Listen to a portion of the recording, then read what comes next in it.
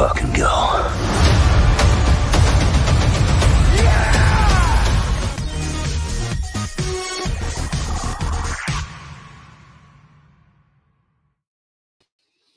All right, welcome aboard, folks. It's time for State of the Atmosfere. Who will win the box office race this Thanksgiving? It's already heating up. All three movies had viewings today. So we'll be able to get some initial numbers here in just a little bit. Plus, we've got the pop culture update and the Sweeney Spot. All that and more tonight on State of the Atmosfere.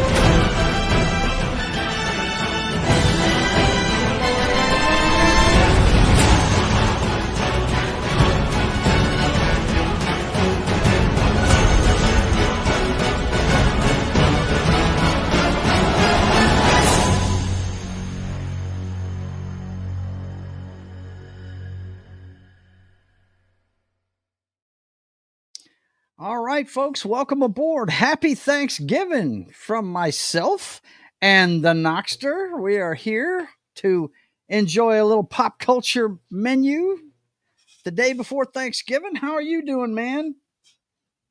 Oh, pretty good, pretty good. It's a good week. Good Yeah, week. yeah, it is.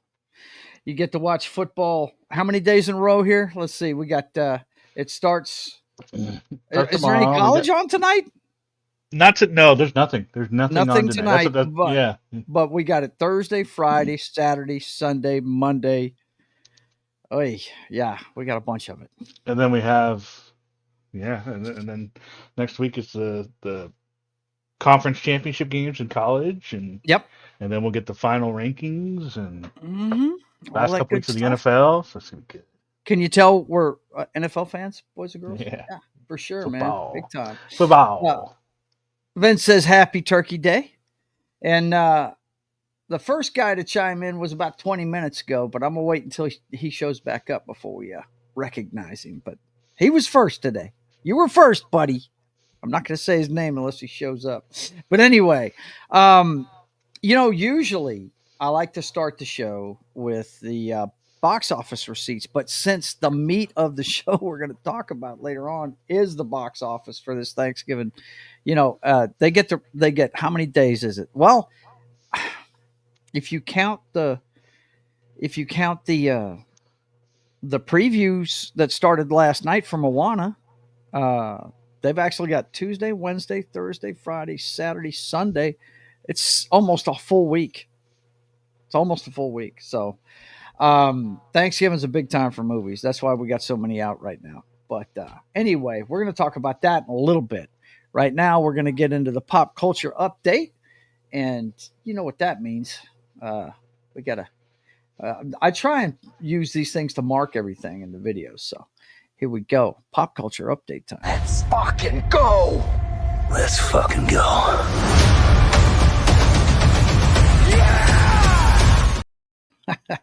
And the first one we got to deal with today is Alec Baldwin's lawyer slams corrupt prosecution after latest efforts to restart dismissed Rust manslaughter case. Manslaughter case. The Rust special prosecutor may have hopes of reviving the involuntary manslaughter case against Alec Baldwin, but the Emmy-winning actor's lawyers don't seem to be pausing their Thanksgiving preparations for this latest move by Carrie Morrissey.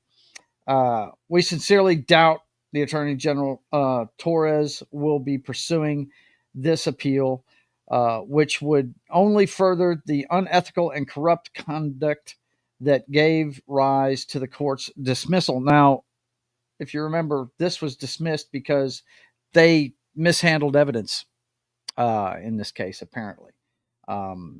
You can go to the Deadline article and read it, but yeah, I mean, they screwed it up. So I don't understand why they. I mean, isn't there a double jeopardy involved here? I mean, wouldn't there be something like that, Knock? What do you think? It's been a while since I've watched lawyer shows. Right. There's usually a stipulation when it comes to double jeopardy if there's something. This is a dismissal, though. There wasn't a verdict rendered, so Yeah, I maybe think it that's the depends case. on what the judge calls it with no prejudice or whatever. Right. So it can't be. It can't be. But if that wasn't done here, then it could be retried. Yeah. That's we're gonna have to keep our eye on this one, see if they put him back under the microscope. But it's horrible what happened to that lady, but it's not the first time an accident's happened on a set before. I mean, now will he be working in Hollywood from here on out? I doubt it. That's gonna be he's gonna be spending his own money, that's for sure. And they actually released the Rust movie. Did you know that? They released it, and it's already been out. I think that's kind of funky that they did that, but I don't know. I guess you could look at it both ways. It's the girl's last work, right? So I don't know. Let's see what the chat's talking about here. Ruben's in here. Who will win Thanksgiving? Sydney Sweeney. Sydney Sweeney wins Thanksgiving. There you go. See? Yeah. Fan of the show, Ruben knows what's up. Let's see. Depends if the judge dismissed it with or without prejudice, and what Knox said. Yeah. That tends to be happening to Vince lately. That happened to him the other night. He was watching one of my shows, and I kept saying what he was typing. He was like, "Fuck you, Joe." All right, let's see what do we got next up. Holly Berry calls out ex Oliver Martinez for conspiring against her with the nanny. Apparently, they busted up in 2015, but they're in the middle of a big custody lawsuit, and she's claiming that the ex and the nanny are conspiring against her, releasing a false narrative, basically. Excuse me, about her. I don't know. This one's hard to. It's hard to comment on. She's got a reputation for being crazy. I don't know if you know that or not, but we'll see what happens with that one. But that's that. I hate it when that kind of thing happens. It's crazy. Now, one of the big things that's happening in Hollywood these days, have you heard about these popcorn buckets? Have you ever bought any of these things, Knock, when you go to these movies? When I see them, like today, all the Wicked ones were sold out. Were they? Yeah. Yeah. What is that bucket anyway? Let me. I don't know. I didn't even get to see it. It was sold out. Well, let's hang on. Let me drop this real quick before we talk about it, and we'll look up the Wicked popcorn bucket. That's a big trend, though. The one for Dune looked really. I'd be afraid to stick my hand in that thing to get popcorn, man. You know what I mean? It looks like the top of a worm. Let's see, bucket. Yes, I peck, guys. I don't type. Okay, let's take a look real quick. Looks like they have a drink and a bucket. It's got the broom on it. Oh, that looks pretty cool. Is that the one you saw? No, like I said, I never saw it. Okay, gotcha. What I did was I did the dine-in for the Wicked movie. Okay. So I was up in the balcony area, and they have a tray where you can eat the food, and it has a barcode on it, or one of those QR codes, and you can scan it with your food, and you can order food. Right. Right. So when I was looking at the menu, I could see the Wicked buckets. It didn't show a picture of it. It just showed it as sold out. Right. Yeah. I hear you. Yeah, it looks pretty cool. It looks like it's got her silhouette and the broom on it. That's what it looks like. So yeah, that looks cool. Of course, it's got the W on the top of it, and that's the bottom of it right there. But yeah, that looks really cool, man. I haven't gotten I don't into usually these get craze. those though. The last I thing usually don't get them though. the last thing I bought at a movie, and you might have seen me drink out of it on the show before, was I think it was the Infinity War cup for your drink, and it had like an octagon shape to it. It had flat sides, and it had one of the actors from the thing on every side of it. It was pretty cool.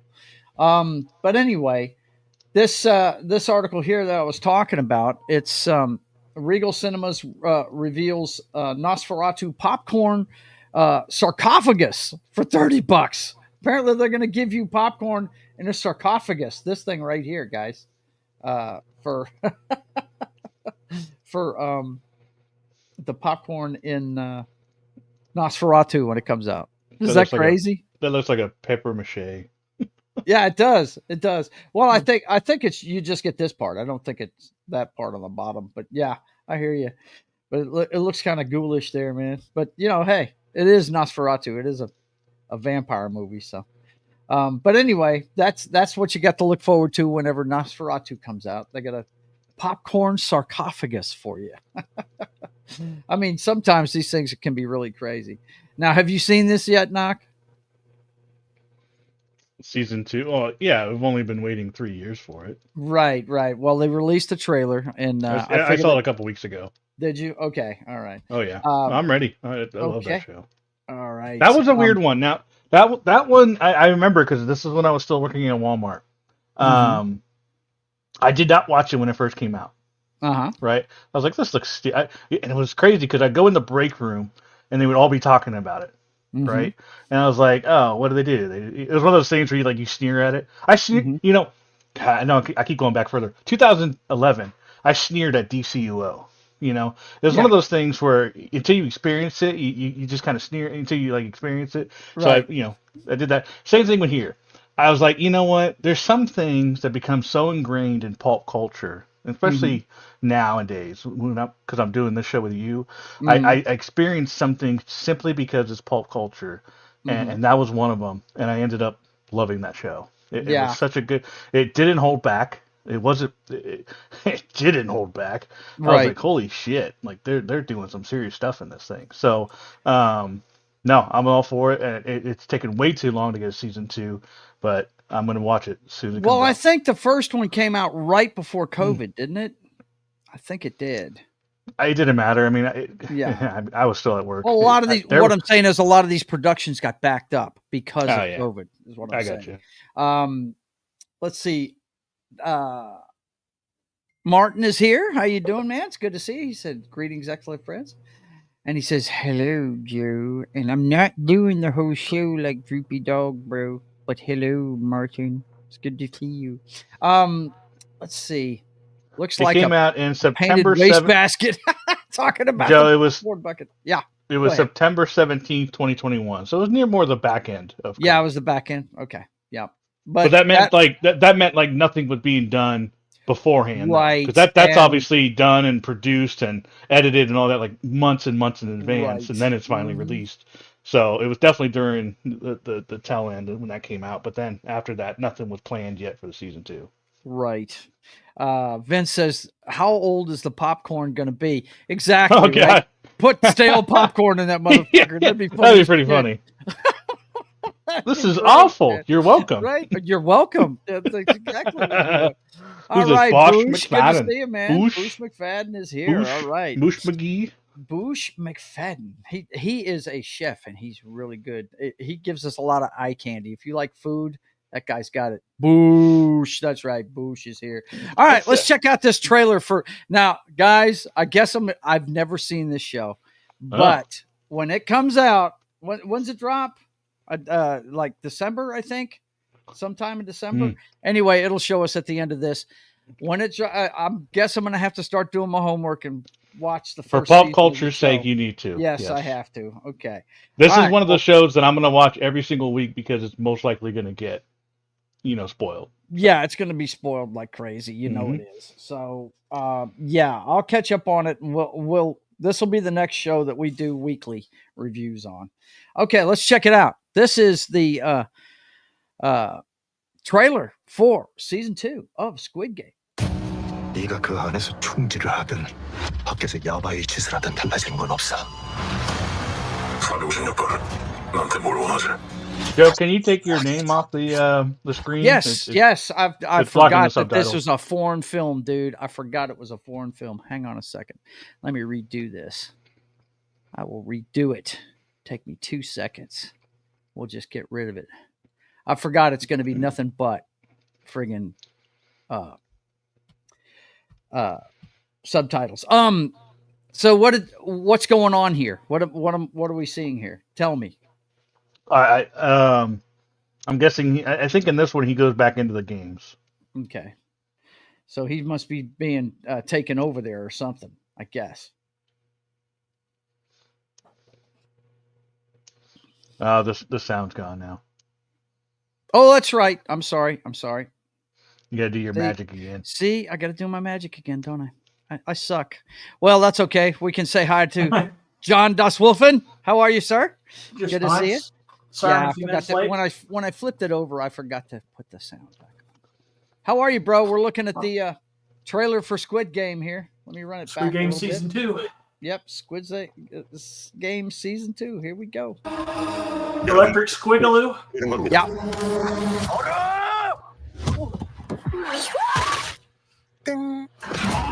What the hell happened there, man?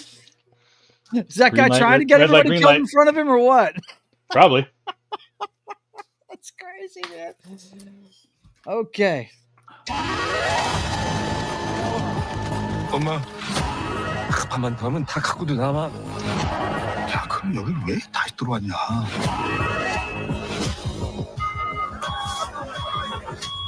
난 그 게임을 멈추려는 거야. 아직도 모르겠나? 세상에 맡기지 않는 게임은 끝나지 않아. What the hell, man? I really don't get this. You know, I can't read that fast, so I really don't know what's going on here. Yeah, and I assume they're playing games, right? There's each scene is a different game they're playing, right? Yeah. And that the main character wants to end the games. Yeah, he wants to end the games. Why is that? Why does no, Joe. Okay, you don't get to ask questions. You don't get to ask questions until you watch the first season. You got to watch the first season. Nobody in chat don't say anything either. So I don't know. I don't even know why we're watching this trailer because Joe shouldn't be watching any of it. It's okay. I know what this is about, man. I heard a lot about it. So, and besides, I'm not crazy about spoilers like you are. 그놈들과 싸워야 합니다.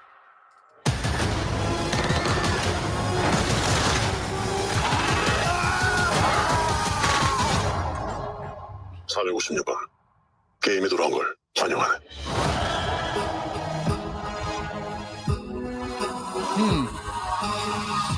December 26th, the day after Christmas. See, they don't want to release that on Christmas, man, because then people would be scared from all the bloodshed. John, we took a couple of those games and we actually played it with my nieces and nephews. Obviously, not real life ones, but they have one game in there it's a cookie game. And my ma, she actually made the cookies, and they had to actually use the needle to get the shapes out of them, and it was really cool. I also learned how to create. In the beginning, John, where they're slapping those two bags on top of each other, trying to flip them over. Yeah. I actually created paper mache versions of those, and they worked really well too. I learned how to do that. It was pretty cool. So we actually did some of the games. Wow, that's good shit. That's cool, man. That's cool. I've heard about people doing stuff like that, doing different stuff with the games and stuff. And Real Wade is here.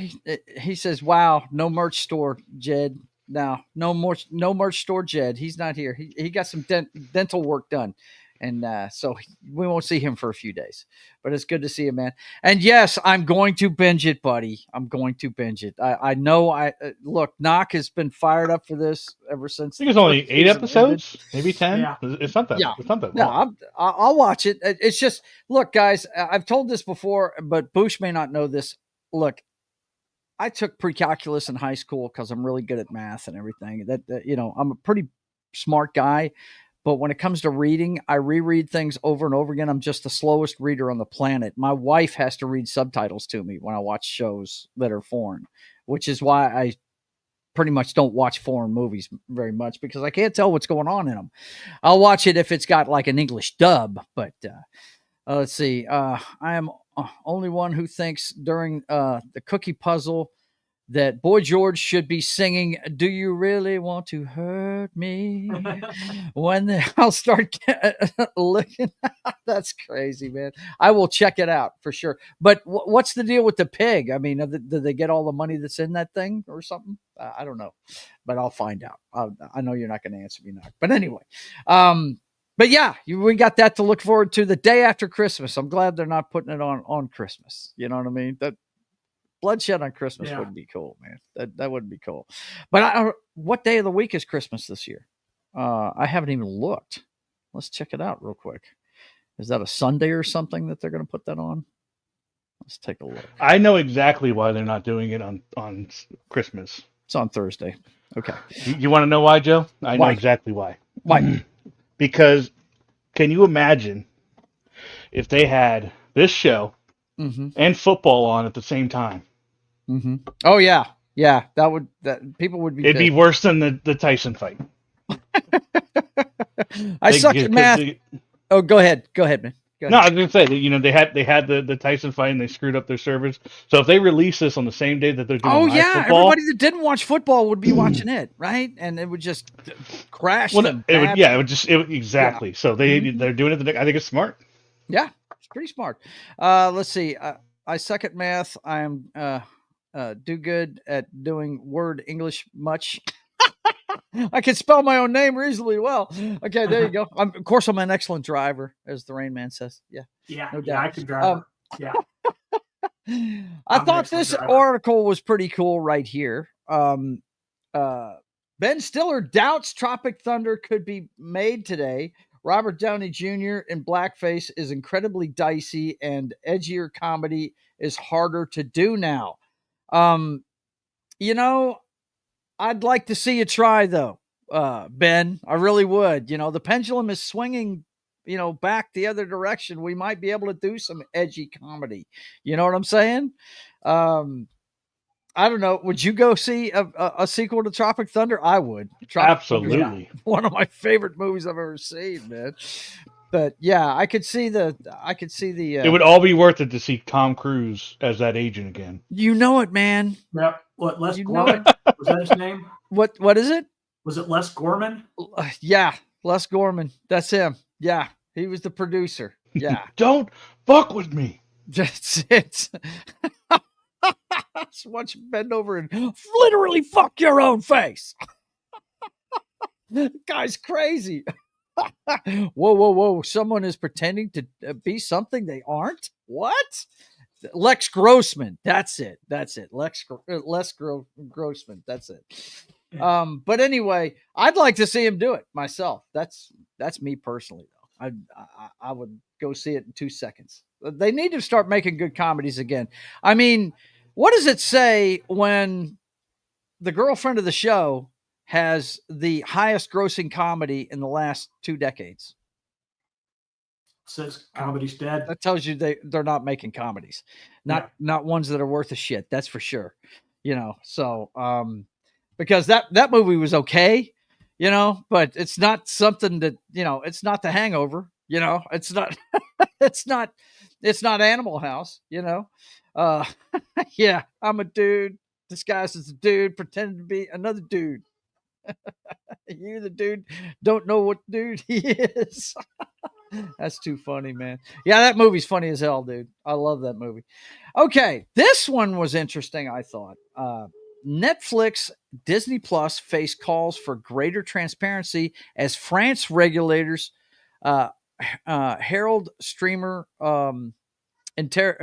integration. What they're talking about here is they want to know what their streaming numbers are. France wants to know how many people are watching this stuff. And that might actually get these folks to come up with a system where we actually know how many people are watching. I'd like to see more countries get into this. Global streamers have invested more than $900 million in France since 2021, and they want to know how many people are watching this stuff. and what they're watching. I mean, you could call it a surveillance state, but we've been trying for a long time to get solid numbers on how well these shows are doing, and we really don't know. You know what I mean? I mean, Sombra, I think, is about the only organization that's tracking it worth shit. And do we even know that those numbers are solid? I mean, I don't even know how they track that. So, going to be keeping an eye on that, seeing because if they come up with a way for France to see what those numbers are, everybody else is going to want to know what it is too, especially for advertisers, right? Because does Netflix have an ad version? Yeah, they do. They got ad supported. I'm pretty sure they do. So No, advertisers are going to want to know yeah, what those numbers are. Let's see. And Vince says, and it prevents D+ to stop publishing fictitious numbers. Exactly, man. Exactly. Yeah. That's what we want to see. We want to see the real numbers. And I know advertisers want to know that shit. I find it hard to believe that advertisers wouldn't have a method for knowing this already. I would be not only that, but I find it hard to believe that Netflix wouldn't provide that to advertisers as well, because they want to sell their services, right? Yeah, exactly. Mm-hmm. So we'll keep an eye on this, man. Maybe we'll actually find a way to get the real numbers. Let's see.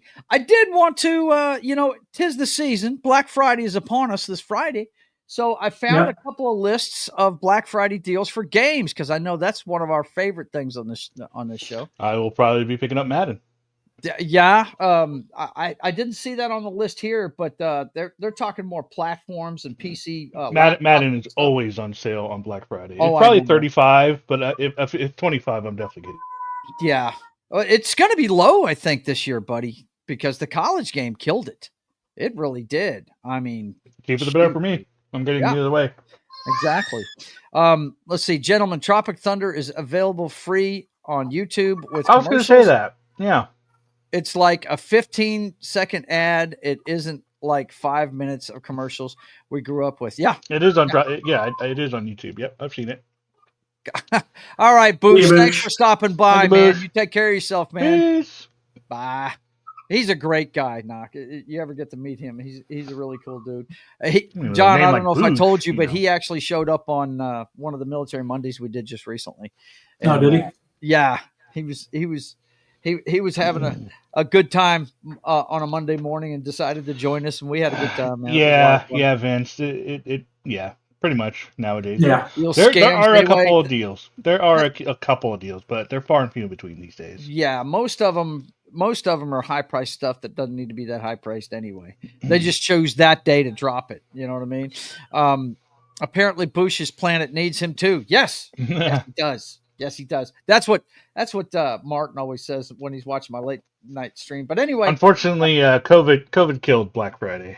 Yeah. You do it from home. Everything you're going to see listed here, this is all internet stuff.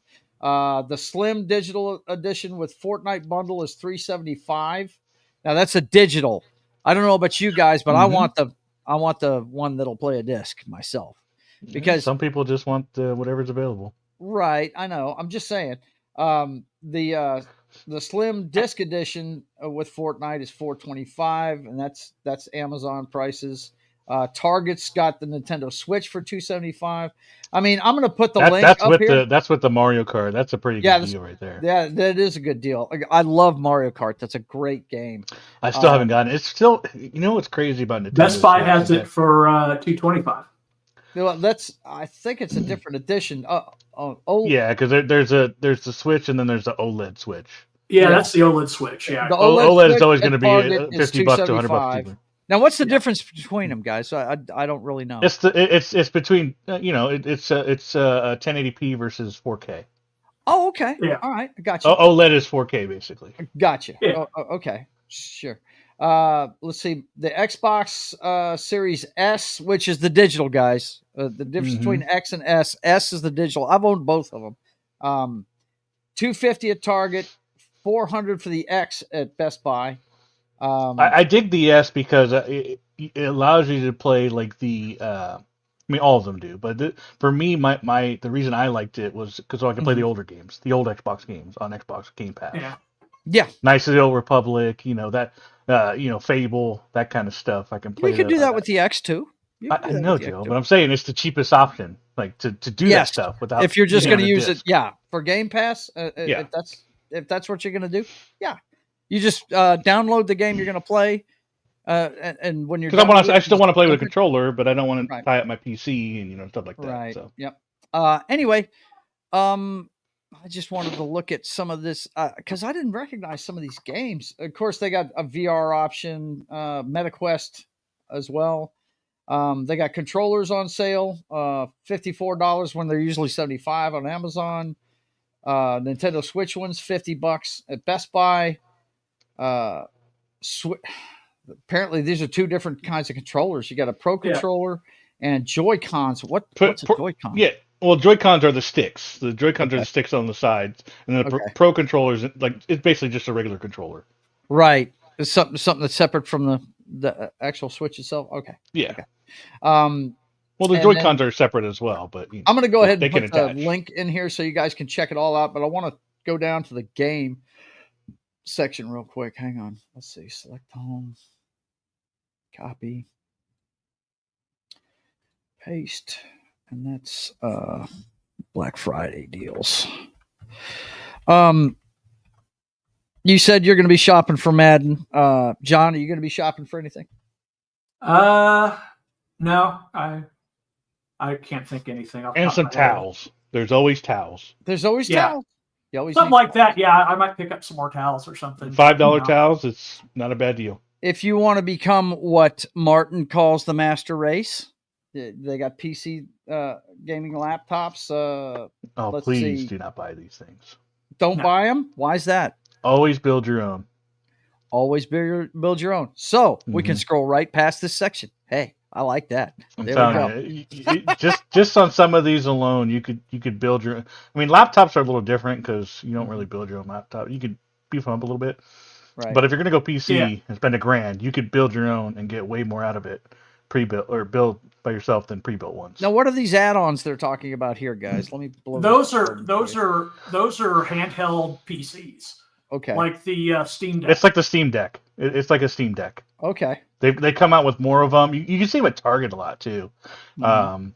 But yeah, they're basically versions of Steam Deck.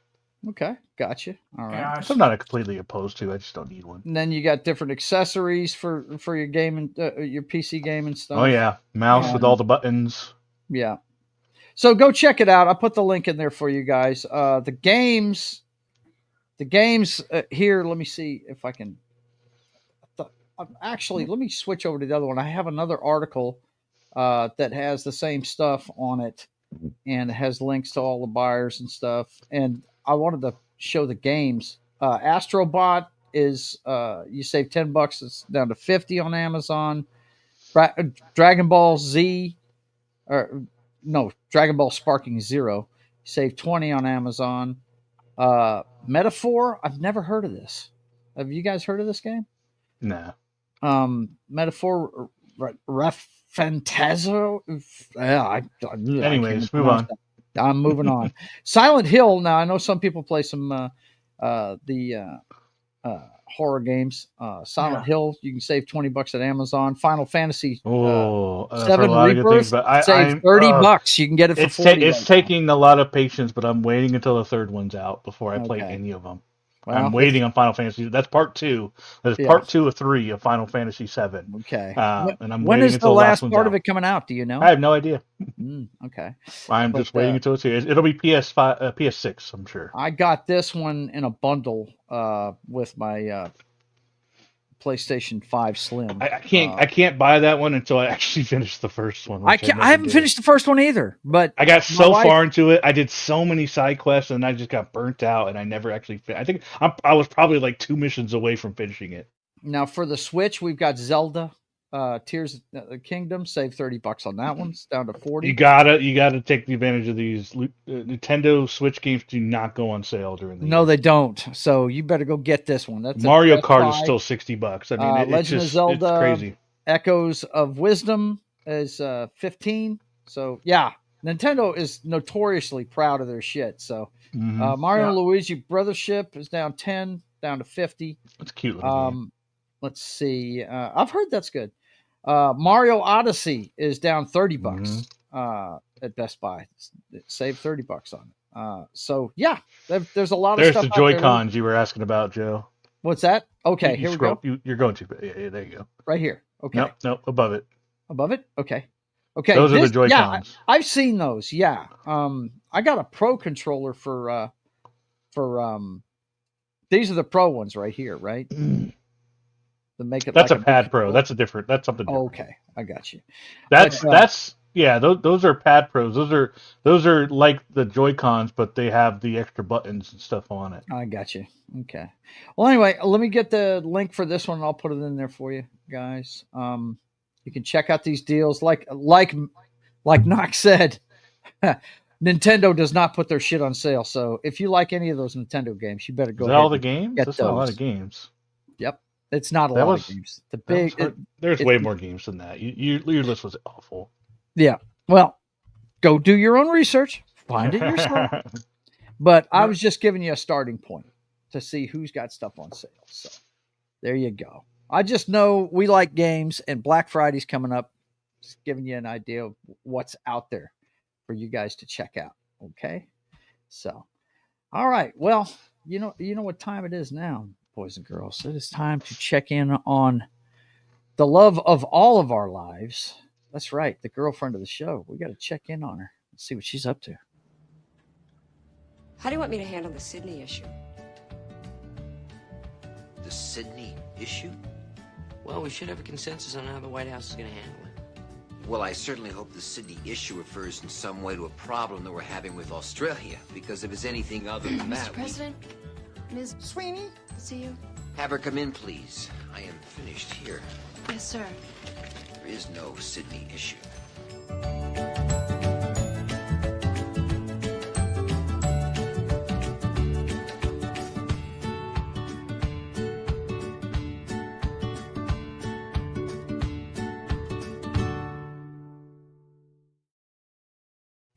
And in something I saw this week, I found interesting.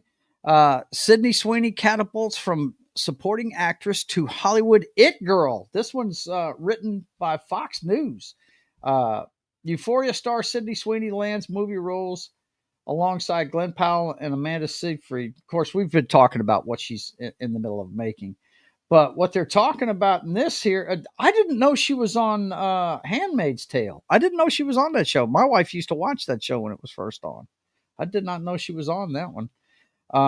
But then again, all the girls in that show are frumped down pretty bad. You know what I mean? They all look like nuns. But anyway, she's doing a whole lot of stuff, and this is from a marketing person with Fox News. To her credit, for all of the it girls who had their 15 minutes of fame, few used the platform or that platform to fortify their fan base while working to diversify their portfolio, both vertically and laterally. Branding expert Doug Eldridge told Fox News Digital.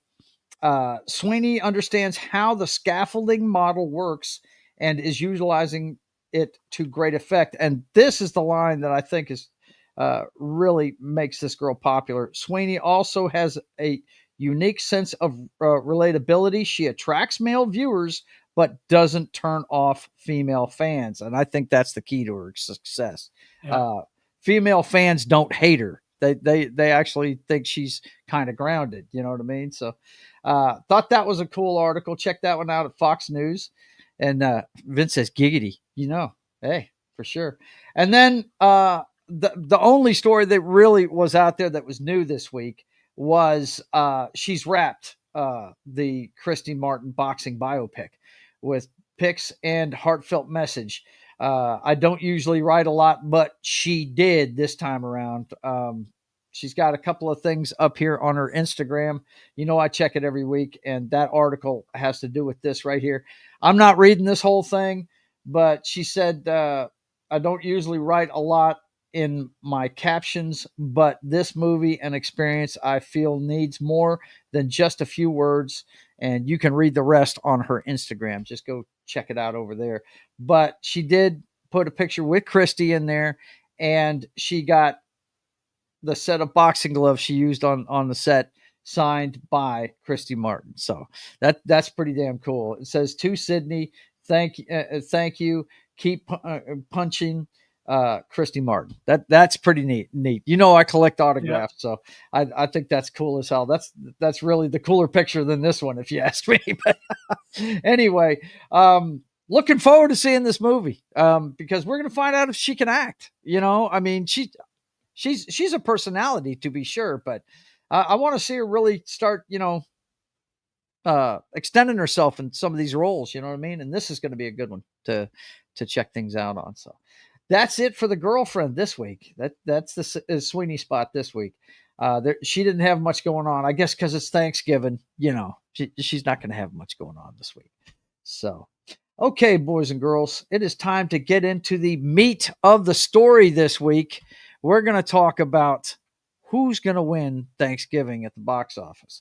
So let's go ahead and get those box office numbers up here.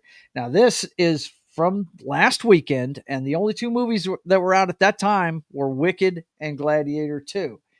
Both of them opened against each other, and as you can see, Gladiator made half of what Wicked did. Wicked did 112.5 million domestically, and Gladiator had been out internationally the week before this, and already started making money, but domestically not as much as internationally. It only made 55 million, but it's steadily making money.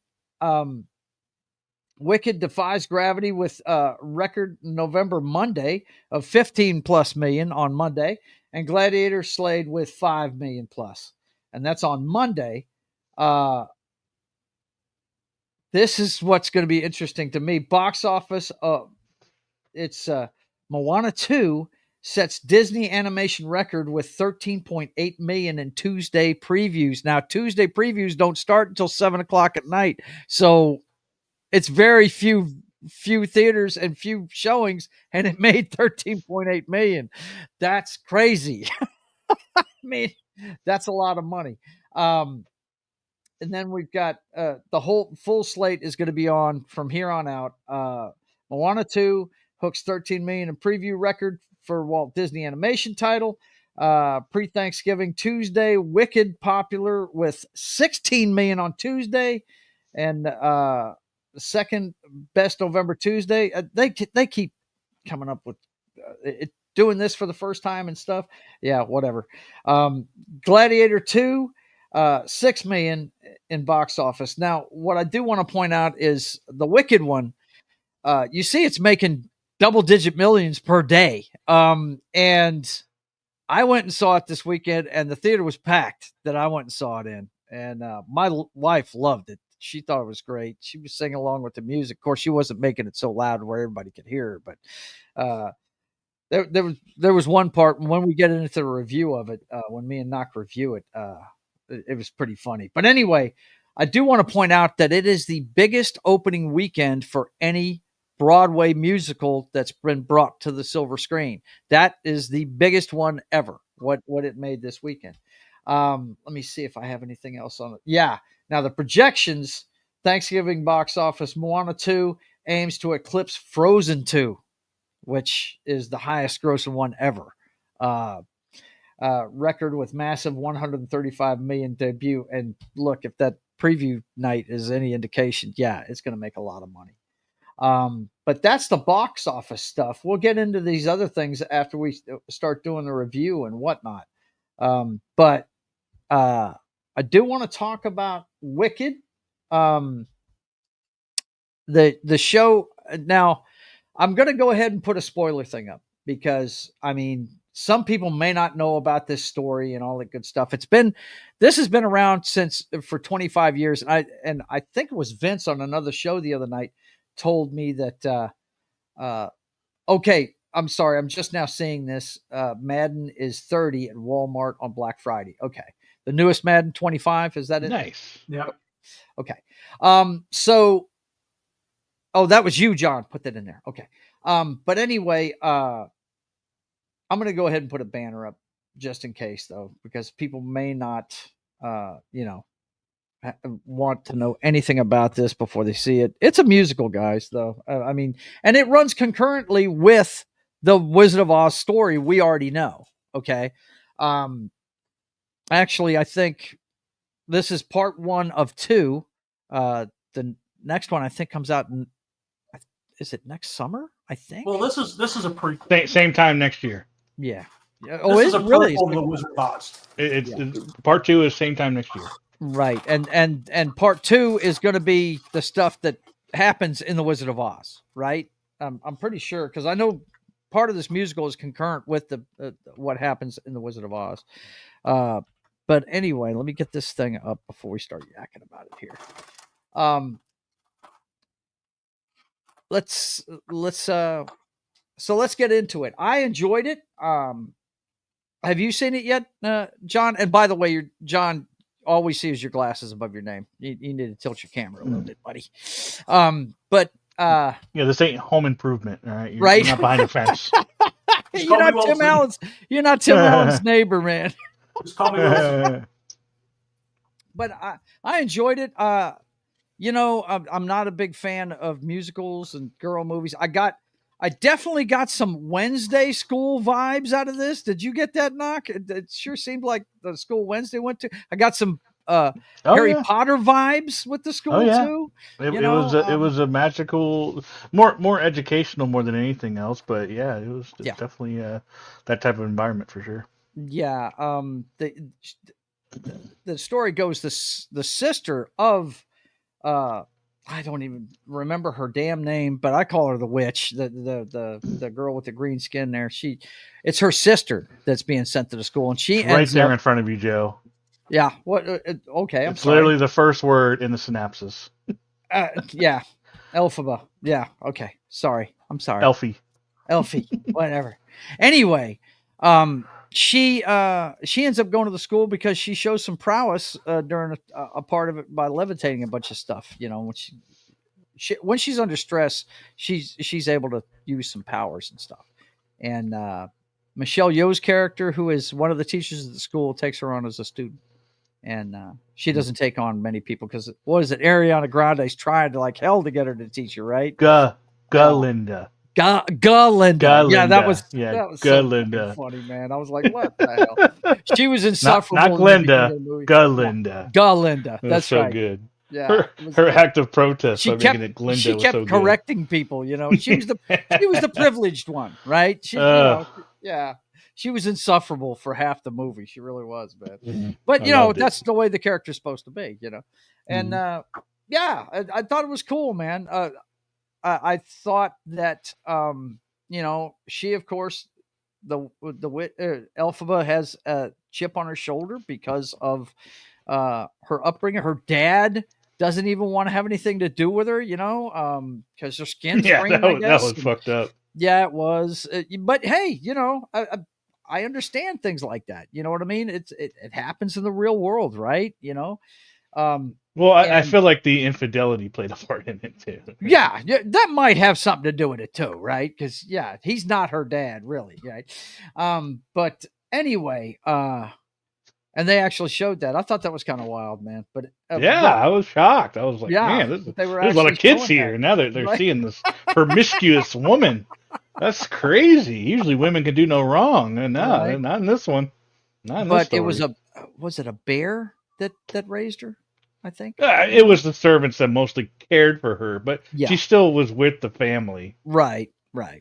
And so anyway, the thing that shakes things up is when the guy shows up. This guy, he's like, I don't know how to put it. He's Ken. He's Ken. Yeah.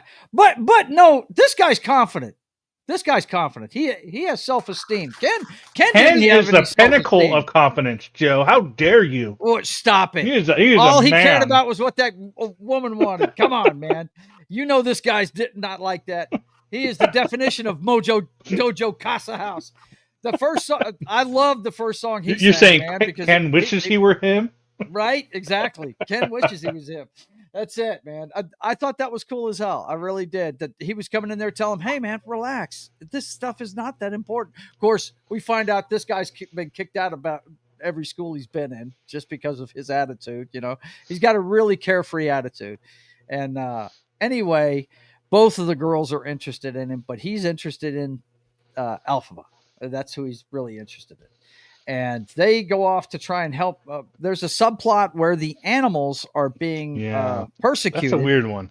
It's very strange. They're being persecuted for talking. One of their teachers at the school that Alphaba really likes, Peter Dinklage. Yeah, is that Peter Dinklage playing? That him? was definitely. I don't even. I haven't looked it up, but I'm pretty sure I recognize. I think I can recognize Peter Dinklage. Let's when I take hear a his look. when I hear his voice. That's him. Yep. Dr. Domond. Yep, Yeah, Peter Dinklage. It's that voice. I can recognize that voice. Yeah, but he's is he a goat? Is that what he is? He's the goat. Yeah, he's a goat, and he's teaching him science. And at one point in the movie, he flips the chalkboard around to show him something he's already prepared on the chalkboard, and somebody's wiped it out and says animals should be seen, not heard. I like how Jeff Goldblum is not Oz. He's the Wonderful Wizard of Oz. Yeah, like in the cat. You the look over the cat bloom has right to there. have a moniker, son. The bloom has to have a moniker. That's Come pretty on good. now. But anyway, apparently the animals are being persecuted because somebody doesn't want them to talk. Somebody doesn't want them to talk. Yeah, it was really weird. That was definitely a weird subplot for me because they kind of. I don't know. I feel like we needed like a one or two more scenes about it. Mm-hmm. I felt like it got a little bit pushed back to the background a little bit too much. Yeah, I mean, because it was the main reason why she ended up going to. I mean, they wanted to kind of play it off like her, not being green anymore, but it was more the animal plight that she was concerned about. But I feel like they didn't give enough attention to it. Yeah. Because it was more about the fact that he couldn't control magic more than it was about the animals. Right. Yeah, but I gotta say, it was strange that we should have known more about it, because even when they addressed it later with the wizard, we didn't really know why. And maybe we'll get that in part 2. Maybe we'll get that in part 2. The other thing is I'm super curious on what was on the cutting room floor, right? Because this is 2 hours and 40 minutes, and to be honest, to me, it didn't feel like that. The Gladiator, for me, and we'll discuss it afterwards. Yeah, you're going to give us a review of Gladiator. Was actually 10 minutes shorter. I was not paying to see that thing. No, but it was 10 minutes shorter than this one. Mm-hmm. But I felt like it lasted forever. But this one, I was just all in. Yeah, it had a good pace to it. It really did. Yeah, I felt like there was good. The production was awesome in it. I'm glad you mentioned that, because what I was going to say was this is definitely, if you like old school Dino De Laurentiis Hollywood movies with big set pieces and every bit of the money they spent on this movie is on the fucking screen. Mm-hmm. They built these sets. They're not CGI'd in there. They had choreography. Right down to the forest they're walking around in, man. Oh, I loved it. Really, I loved all the scenes. Cool. It's great. Really fucking cool. It's most of it. They didn't cheap it. Effects. Yeah. I mentioned earlier before we started the show that I had one critique, and for me it was that subplot. That was my one critique. I felt like there wasn't enough there for it to be important enough to what she went through. Well, it is important, but it is. I felt like they didn't show it enough. Like I think they needed to show a little bit more about the subplot for it to be more important than it actually seemed. Right. And like you said, maybe there'll be more. So I'm curious what was on the cutting room floor to what they cut out that went a little bit more into it. Maybe that's just. I hear you.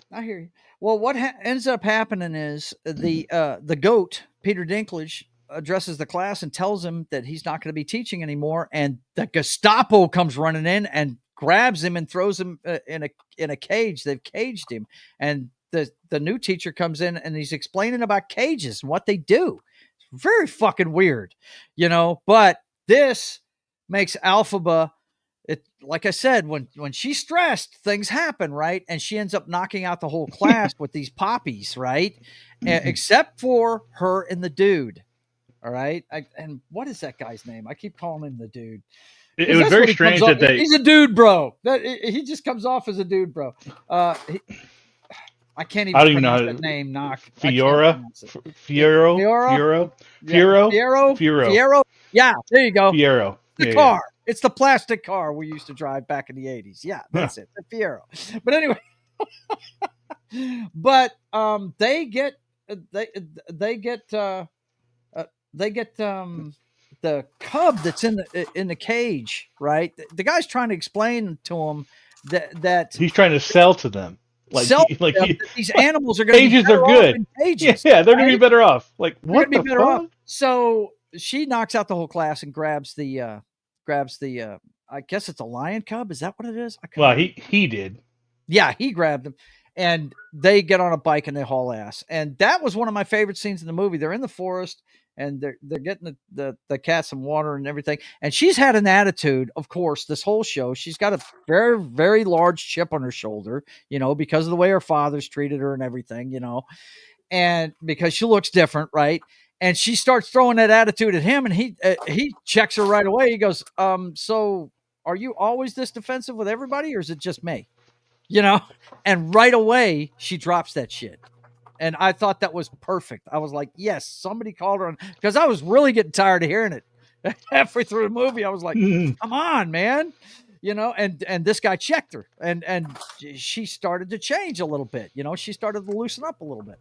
And the same thing happened to Ariana Grande's character later on. She made the movie for me. I enjoyed her character a lot. Yeah. But she came down to earth, once she realized, this girl's really special. She's not a freak, and I feel like she's an underrated actress. My goodness. I don't know. This is the first thing she's ever been in, bro. Right. I was not expecting that from her. I enjoyed every second of her on the screen. I just wish somebody'd give her a sandwich. Good Lord. Yeah. She's way too skinny, man. I mean, somebody take the Ozempic pen away from her or something.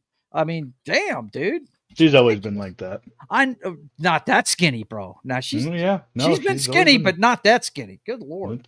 And I got to say something. I asked my wife. I said, is it me, or have they made her extremely pale through makeup with this movie? Because she always looks tan in her videos. But she's very tan. They paled her up. But since COVID happened, everybody was indoor. Yeah, right. Glenda is kind of. She's pale, Galinda.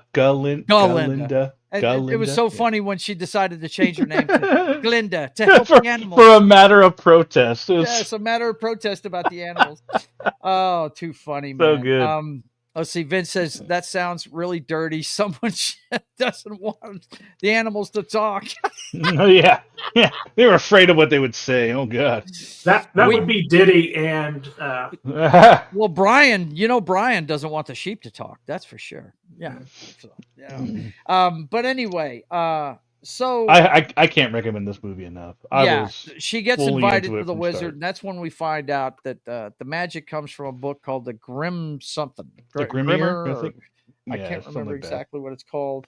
But they go on the train, and my wife was already giddy to see this movie anyway. Okay. But she actually physically elbowed me. I thought she was going to try and break my ribs. They go to Oz, and they're going to see the wizard, the wonderful Wizard of Oz, right? In the Emerald City. Everybody's wearing green. They have a big dance number, and they show them the history of the city, and the two women that played the parts on Broadway initially show up in the telling. Are they on the cast list there? They should be. I believe they are. Both of them were on Glee, which my wife is a big fan of. They should be down here somewhere. Let's see. You might be a little lower because they're because they're only in that one dance number. But let's see. Yeah, you'd have to go to all cast. It's at the top. Is it at the top? Okay. At the top of the cast. Okay. Here we go. They're gonna be down here. Do you know their names, buddy? I don't. Okay. I'll recognize them if I see them. It's a little small for me. Here they are. They're right here. Kristen Chenoweth. Okay. And Adina something. Right. She's right above her on the list. Kristen Chenoweth was on The West Wing, which is one of my favorite dramas ever. She helps out the communication department in season 6, but she was on Glee, and the other girl is Adina Menzel, is her name. And Wait, go back one more. Go back to okay. the Wizomania Superstar. I love that. Yeah, I love that Wizomania title. Superstar. That's Yeah, so good. pretty neat. Pretty They were good. part of. It was very much like Matt Damon in MCU when he's playing the actor on a show for Right. what's his name? It was that kind of thing. They were playing Thor a and Loki. show. He was playing. I Yeah, think he's Matt playing Damon Loki. was Odin. I think he was Odin. Yeah, right. Yeah. So it was the same thing. It was a production during when they went to No. Emerald City for the first time. They came across a show that was Yeah. explaining the history of before Oz came in his balloon, and then they came in with a singing number. But I was like, I don't know who these people are. Who are these people? Because she elbowed me like, oh, she got really excited. Now I'm not a big musical person, but Mhm. I know enough to know that people were going to be giddy to see Mhm. them. Like Yeah. it, and John, we were talking to Joe before the show, or I was, and I had mentioned that for us, being you, John, it was like when in Mandalorian, when Ahsoka was fighting that one chick, and mentioned Grand Admiral Thrawn's name for the first time. Yeah. It Yeah. was that kind of It's moment. kind of like that thing. Yeah. Hmm. I tell you, man, my wife tripped out. She did. She was like, whoa. And But finally go Matt see the Damon, wizard. What's that? Matt Damon was Thor, and Oh, he was Thor. I thought he Sam was Neill Odin. no, Sam Neill was Odin. Sam Neill was Odin. That's right. Yeah. He had the patch on his eye. Yeah. But it was exactly like that. It was Yeah. good. It was very tasteful. They kind of played with it, like they interacted with their counterparts from Broadway in Ariana Grande and the They other kept chick. pushing each other out of the way. Yeah. It was pretty good. Yeah, that was good too. That was neat. Yep. It was But- good. I thought it was a really good way to. And it was a showcase good them. way to. It was a good way. And they got to to sing too. What's that? They got to sing too. Yeah, exactly. They were saying it was a basically, the beginning of the Lord of the Rings, where they tell you the history of the ring and how it got where it was. It was their musical version of doing that, giving you the exposition of the city, and it was pretty cool. So finally, goes to meet the wizard, and of course, we get this big voice and everything, and then he walks out from behind the curtain, and Oh, it's you. Oh, he's nicest. Yeah, it's you. Yeah. Oh. We've been waiting for you, and he's the nicest guy in the world. Oh my right? goodness. Oh my Yeah. goodness. And he's showing them all his future plans and all this stuff, and then they take her to What's the it? Oh my goodness. Hold on. Yeah.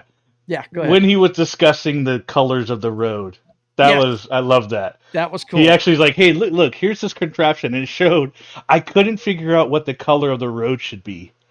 And so he starts like, here's this color pad. And they start pushing buttons and showing what color the road should be. And they're like blue, purple, yellow, blue. And Ariana Grande's character was like, oh, go back one. And they went back to yellow. He's like, oh, yeah, the yellow brick road. That sounds great. I don't know. I like that part. Yeah, it was cool. It was very cool. But like I said, he was showing the future plans and stuff, and the road to connect the whole place was going to be, and how to I get. think and it was how to get to Alpha him. that liked the yellow, right? And then It was Grande that the character, Right. Galinda, that's like go back one, and that was the yellow. But then Michelle Yeoh's character showed up too, and it's obvious that she was invited there because of her prowess, being able to do things. And it turns out when we saw them singing about things and stuff, they talked about this book, the Grimoire or whatever it is. I can't remember what it's called. Grimoire. But yeah, I don't know exactly. I'd be lying if I told you. You were right. Grimoire is a magic book. Okay. That's It's what probably it. That's probably it. But anyway, when the wizard arrived, he was able to read it and he changed the place and blah, blah, blah. Well, turns out they go to the book and he's telling her that his monkey guard general there has always wanted to levitate. That's what he's telling him, telling her. And she looks up the spell for it and starts reading it right away, and he sprouts wings, right? And they freak out. They're like, and all the monkeys sprout wings, and he says, oh my, this is going to be perfect. We've got great spies to check out what the animals are doing. And as soon as she hears that, she's like, what? You know, because all through the movie, you're lean to believe that she's going to ask to not be green when she meets the wizard, right? And what she asks is, I need you to help the animals out. They're being suppressed. That's what she asks him, right? When she meets him.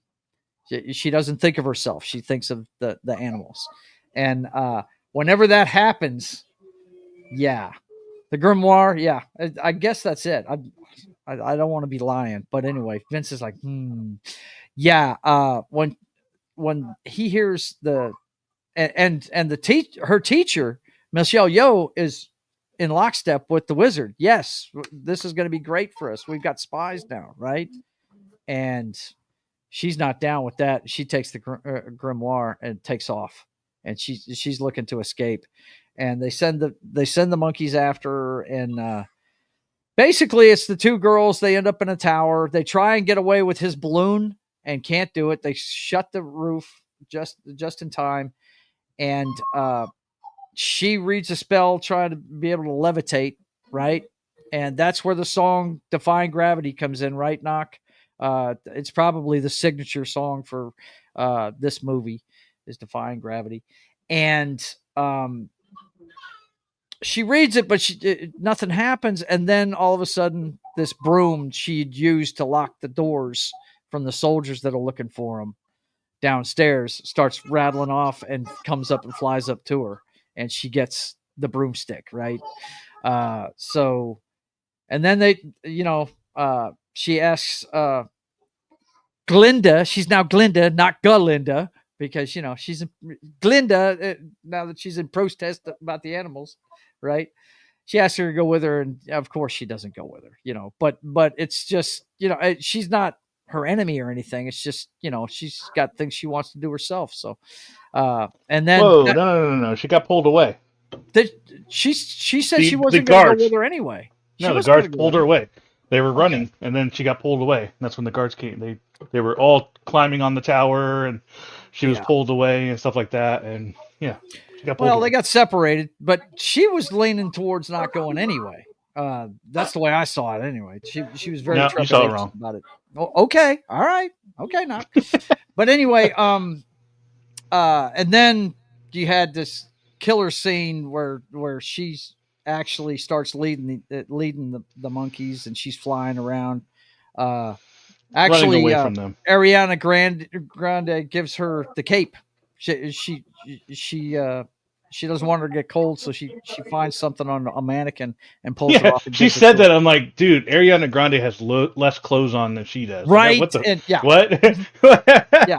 She really that might go to your point that she was not willing to go with not going with her because she would have been way cold. Right. Exactly. So anyway, the soldiers get up there and they have this big, huge scene where she's flying around and just letting them know they are fucked up, man. And what I dug about it was the friggin' flying monkeys started following her, and I thought that was cool as shit, dude. Well, they were chasing her. Yeah. Well, they weren't following her. They were, but they were chasing her. They were trying to capture her. Yeah. Well, I tell you what, man, those flying monkeys scared the shit out of me when I was a kid, and I know they're on her side in the friggin' next movie, so whatever.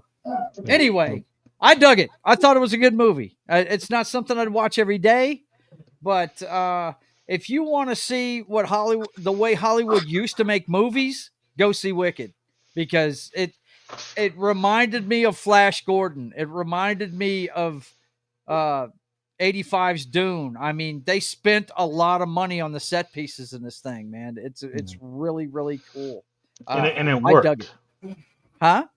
And it worked. It was good. Yeah. It was good set pieces. It was yeah. Every bit of it. I mean, right down to the I forest. enjoyed the choreography. I enjoyed the songs. Yep. I thought it was all done, pretty, what's the word I'm looking for? Naturally. Yeah. There was nothing. There was nothing pushed. There was nothing pushed on you in this movie. There's no. The only thing you're going to cringe at is the sexuality of some of it, because some of these guys are clearly gay. All right, it's just all.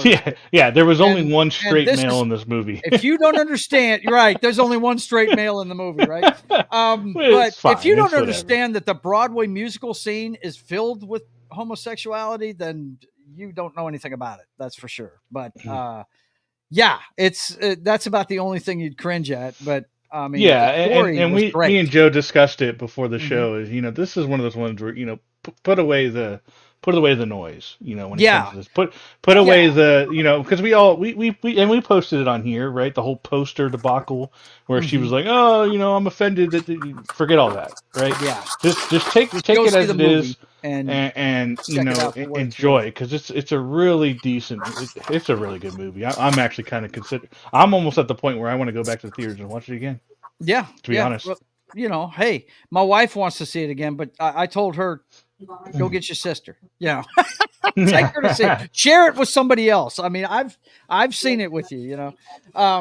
And I'm sure we're gonna buy it and everything. And I will go see the second one. I'm very interested to see if they're gonna give us more about the animal subplot there. Yeah, Um, I felt like that got a little lost. Like I said earlier, that's kind of my one mhm. critique. I felt like that got a little lost in all of this. Yeah. Mhm. It became more about his lie than it did about what's actually happening to the poor animals. But the two Um, things that I'm hearing on this movie that you really need to just check right out of is, first of all, if somebody comes to you and says, "Oh, this is an allegory for what's going on in the country politically," I'm like, no, there's none of that. This is a Broadway musical brought to the screen. Is what it is. If anything, the only friggin' comparison you could bring is that Alphaba is Trump. She's Trump. She's trying to change things, right? But that's about it. That's about all you could say about this on the political side of it. But the other thing I would say is just what Knock was talking about. Don't pay attention to what these people are saying in their interviews and shit. Don't even watch the shit. I heard somebody the other day, I think it was Chris Gore, John, was doing a review and was Yeah. and this was he got to see it 2 weeks early, and he said, and for the love of God, would you please take these people off the circuit? Do not let them talk to the press. Because they open their mouths up and just screw shit up. But yeah, I would recommend it if you like musicals and you want to see what old Hollywood movies used to look like when they put every dime they spent on this movie is on the screen. They didn't spend it on the actors. I'm sure they spent a lot of money on the actors and everything. there was an article about the disparity in pay between Ariana Grande and the other actress, and Yeah, it's one of those things where it's like, well, we've known Ariana Grande for a decade. We don't right, know anything about this chick, right. really, are we really like, I can't Yeah, believe in this day and age we're still talking about this, where now it's a woman versus a woman, and right. there's a pay gap, Well, you right? heard what So our what is it girl now? Sydney Sweeney said about women in front of a camera saying I support other women, and then behind the scenes Right? going, It's fuck just that. insane. Like, this is Yeah. where what is the excuse now, right? It's a woman Hmm. versus a woman. It's Yeah. not, it's not like the one guy who I'd never Hmm. seen anything else got paid more than Ariana Grande. Right. That would have been newsworthy kind of thing. But no, that wasn't it. It's Ariana Grande versus her, and it's like, well, nobody knows her. Yeah. Yeah. But if So you want to it's see still what old there. Hollywood movies look like when they put the money on the screen and with practical effects and all that good stuff, check it out. There is CGI. I mean, no doubt. At the end of it, when they're doing the her flying on the broomstick and I everything, thought it looked great. I thought it it looked looked great. fantastic. But they did it right. They spared the CGI for that part. A lot of the rest of it is not CGI. It's practical. All of it's practical effects. I do wish I knew a little bit more about the lore and the scene stuff, because I'd never seen Wicked, like the actual Hmm. Broadway. I haven't Yeah. seen any of that stuff, and I know a little bit about the songs from Glee, and the actresses and who have Hmm. sung it, and stuff like that. But this is Yeah. my first time actually seeing it. Yeah. So I think that was the one thing I felt like I was missing, was that I didn't, Well, I you're didn't gonna know have to anything take the about it. drive. You're gonna have to take the drive up the coast to New York and go see it. I mean, that sounds like the worst thing ever to do. I don't feel like I ever need to experience. I've been to New York City, but I don't feel like I never need to go there back again. 'Cause No, I'm not it's just talking about the city. I mean to see the show. That's all I'm yeah, talking well, about. it's in the city, but Yeah. yeah, sure. Well, there's certain musicals like they made a movie out of Cats, and it's horrible, and the music's great, and you should see that on stage. They were touring for a while. They had it down here at the Strand. But anyway, the other thing I wanted to point out about this flick, I keep losing this thought, man. Oh yeah, there's been this trend in Hollywood to make the villain the good guy, right? And have sympathy for the good guy. Don't even worry about that with this movie. This is the original one that started that shit 25 years ago. This is a 25-year-old story that we're seeing here. Okay. So I had to correct somebody about that the other day. They were like, yeah, it sounds like another one of those movies where, well, it is another one of those movies, but you know what? This story precedes all that before they started doing that, before the one that Angelina Jolie did, the Maleficent series and Cruella and all that stuff. This was made way before all that. Okay. YouTube is back. Hopefully. Hopefully. What? Did I get kicked off? What happened? I don't know. It didn't do anything. That's interesting. Okay. Well, I'll have to look at it a little closer. But anyway, who knows? Maybe they did it to us during the preview I was showing. But anyway, highly recommend Wicked. Now, the other movie that came out this weekend, that would be a Gladiator. And I'm gonna change this banner to a Gladiator spoilers. If you want to see Gladiator, which I am not paying to see, I'll watch it when it comes on streaming or something. Yeah. But our good friend Knock went and saw it, so we don't have to. Why don't you fill us in on that one, man? How did that go? You saw that one first this morning. I did, and I'm glad I did. Because if I had watched my initial plan was to watch Wicked first and this second. And I'm glad I ended up watching this first because it was a bit of a disappointment. Yeah. One, if you're gonna watch this one, it's because of Denzel Washington. Okay. His you good over there, John? Yeah, I'm good. Okay. Why? Because we're hearing you're shuffling something over there. Rearranging furniture in there or something. Okay. But no, so this one starts out with a cartoon showing of the first movie.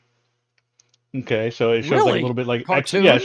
Yeah, a little sketched, like a sketched arcane style, showing of the events of the first movie.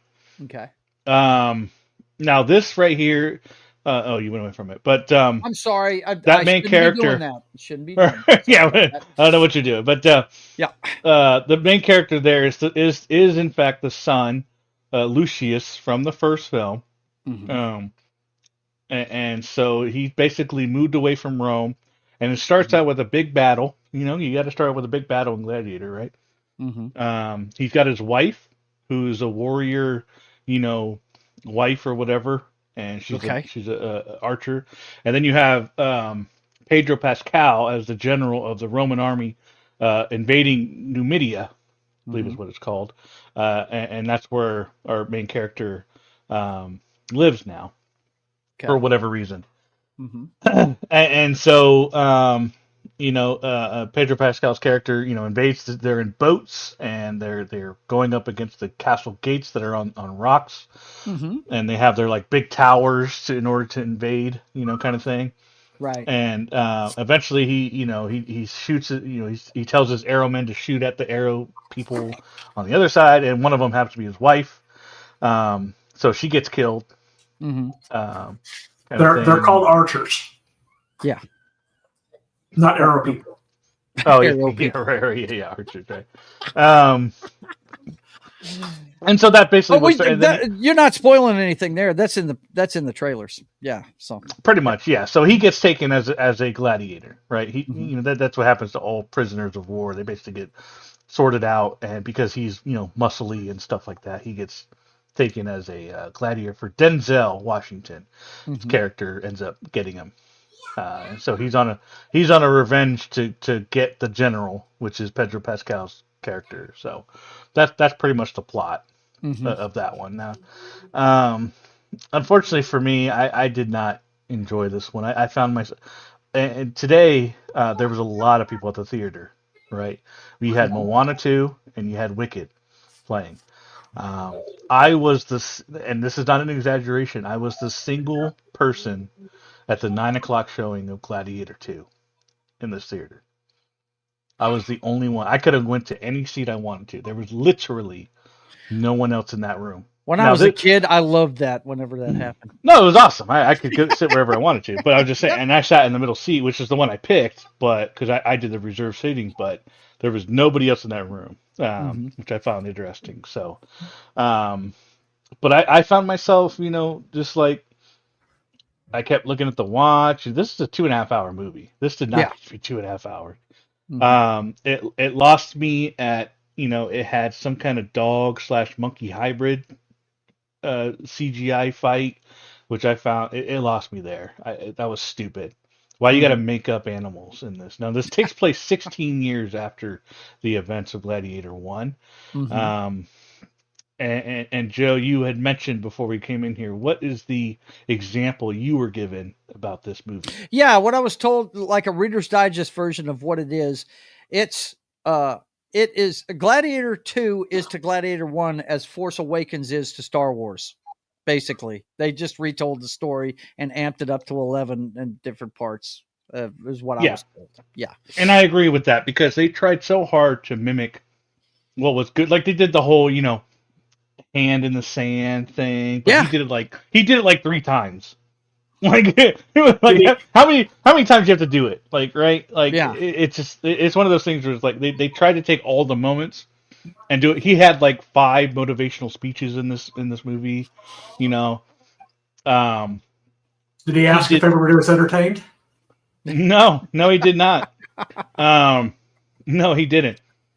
There was, one of the lines that I'll always remember, when they're in the arena, right, in the first Gladiator, and there's like single column, he's directing the troops. Like none of that was in this one. Wow. None of that. None of the actual tactics, like from the first one, where they actually plan the actual thing was not really, not as good, anyways. So you had there was 3 major fights. One was with the monkey dogs. The second one was with the rhino, and then the third one was the water fight that you see in the trailer. I want to know how they got the sharks in there. That's what I want to know. Right? Yeah, you don't know. You don't figure that out. You never know. With that times technology, I want to know how they got the sharks. Yeah, I thought the battle was kind of cool, the idea of it, but I just they tried to like just make these grandiose things. It's like, dude, I just want to see Spartacus, man. Make a big mountain of a man fight him. That's why they got to make it so much of a spectacle. They wanted to make it bigger and better than anything you'd ever seen, which it just didn't work. I felt like the delivery of these, because they they did bring back the mom, the actress. She's the wife of Pedro Pascal now. Yeah. In this, and for me, I would say the main reason to watch this was for Denzel Washington. His arc in this one is pretty cool. He's the Oliver Reed character in this one, right? He's the guy that runs the Gladiators, right? And he has aspirations for higher things. He is. Did you watch Spartacus, or John? Did you watch Spartacus? Oh yeah. What is it? What's his name? Bodyatis? Yeah, something like that. I don't remember. Oh, you're talking about the TV show.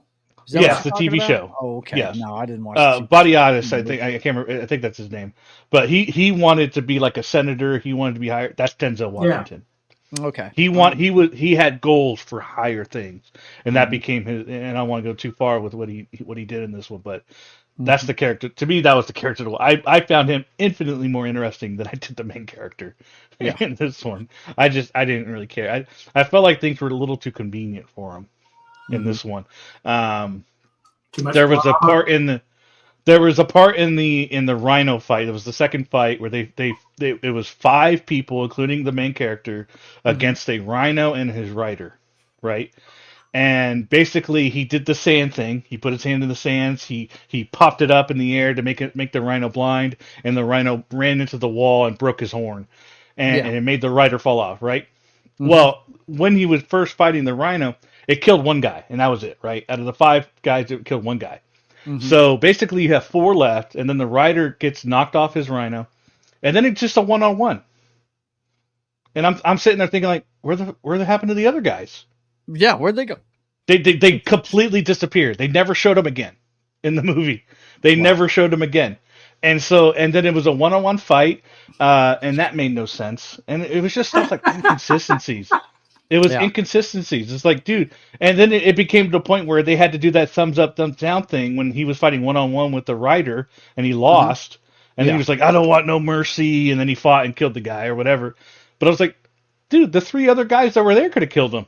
Where the fuck were they? Yeah. Right. Like, it was. I heard like, there was a lot of cut off. inconsistency in this. I heard it made zero sense. He wants to kill the general, and then all of a sudden he doesn't, and now he wants to That was kind of a there was a subplot going on there, and there was a reason for him not to kill the general. But it was very so like turnaround 180 that it was too short to be realistic.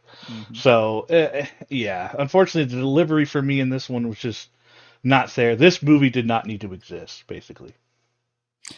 I hear you. And look, when the last trailer I saw for it, both him and his mother were saying strength and honor, and I'm like, yeah, it was now so you're cringy. using the same lingo. It was so cringy. I mean, it's just that's why I didn't want to go see it, Knock.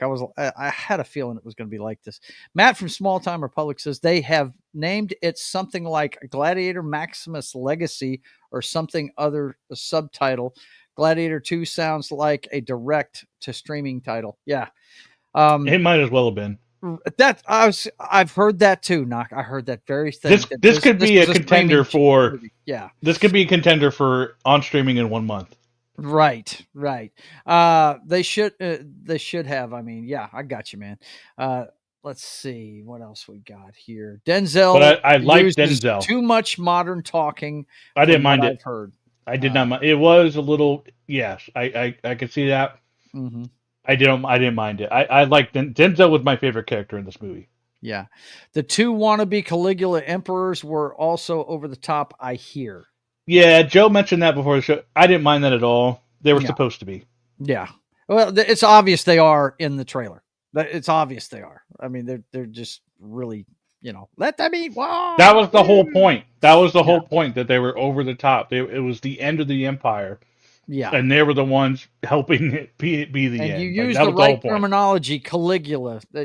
Caligula was the beginning of the end for that place. No doubt, man. He was unchecked. That fucking fool right there. When Penthouse is the producer of the movie about him, that's pretty bad. Have you ever seen that, Knock, or heard of it, Caligula? It was made by I've heard Penthouse. of it. I don't think I watched it, but yeah. Mm-hmm. Penthouse made that movie. It's ridiculous, man. It's X-rated. But anyway, yeah. But don't go see this in theaters. That's all. Yeah, wait for streaming. I figured you were going to say that. It's fine, but don't pay to watch it. Now, the last one we got to consider for this 3-way fight is the one that made $13.8 million. I might have after to. 7 I might have to watch this last night. Yeah, I don't know when. Moana 2. Now, I have never seen Moana, the first one. It's fantastic. Ever since my kids moved out of the house, I quit. I've never seen Frozen, so I just since they've become adults, I haven't seen. Yeah, exactly. I've heard the songs, but I haven't seen the movie. Yeah, I mean? I haven't seen Brave either. I mean, they've made several. Brave. Yeah, Brave I hear it's so good. I hear it's good. And I'll watch these things one day. How there's not a Brave second, I don't know. Yeah. But this one right here, that John showed us the picture last week. As a matter of fact, I'll throw it up here real quick. I've got it on my WhatsApp. I think that's crazy that they just released second and they're still working on the live action of the first one. That shows how popular this is. Yeah, it is pretty popular. That is Dwayne Johnson right there in his skin suit, I guess you'd call it. He's playing, of course, he does the voice for the guy in the movie too, right? He does. Doesn't he? He absolutely does. And they've actually got to bulk him up to be as big as the character. So yeah, he's a big dude in the cartoon. He's a really big dude. For sure. Yeah, he's really huge. He's bigger than that in the cartoon. Yeah, absolutely. Yeah. So, and I'm sure they're going to clean that up with CGI and everything. But this opens Well, it already opened. Last It opened night up had yesterday or something like that. Yeah. Previews started at 7:00 last night, and I'm really interested to see what it makes today, the first Wednesday. So all 3 are in the theater now. A lot of kids in the theaters today. Yeah, and after we discussed it before the show, Wicked's doing really well, but when you consider the kid factor, man, and the fact that this movie, 1 hour and 40-minute runtime as well, you got to consider that too. That's an It's hour less. Hour so you're less, going to get a lot more viewings out of this one than you do the other two, right? Gladiator is going to end up third. We know that already. I'm pretty sure we. Oh we all yeah, know big that. time. But it's between Wicked and this one, and I think there's a good chance this one wins out, because of the kid factor. You know what I mean? Yeah.